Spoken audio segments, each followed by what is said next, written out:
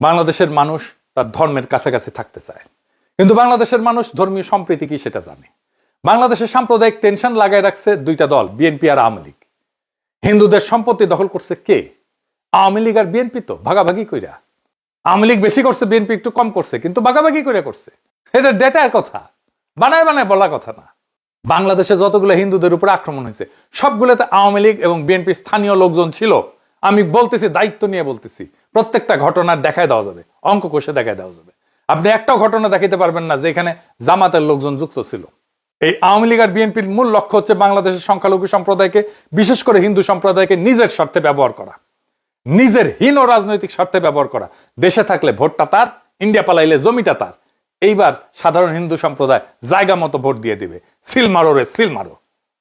NCP জামাত তাদেরকে পূর্ণ মর্যাদায় নাগরিক হিসেবে ট্রিট করবে।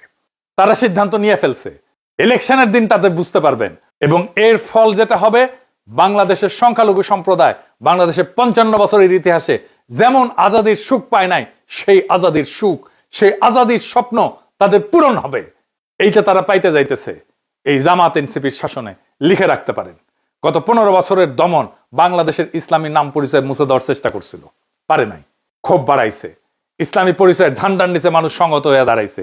যদি এবার মানুষের আকাঙ্ক্ষাকে বাধা দেওয়া হয়, ইসলাম ঠেকানোর নামে, ইসলামী রাষ্ট্র ঠেকানোর নামে গণরায়কে যদি প্রতিফলিত হইতে না দেওয়া হয়, তাহলে বাংলাদেশ একটা দীর্ঘমেয়াদী রক্তাক্ত সংঘাতের দিকে যাবে, যা আমাদের কারোই নিয়ন্ত্রণে থাকবে না।